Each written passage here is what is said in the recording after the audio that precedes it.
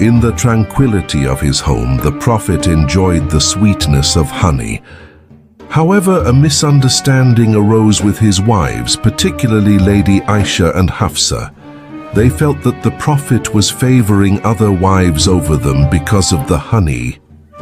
To avoid any discord, the Prophet decided to stop eating honey, inadvertently making it seem forbidden.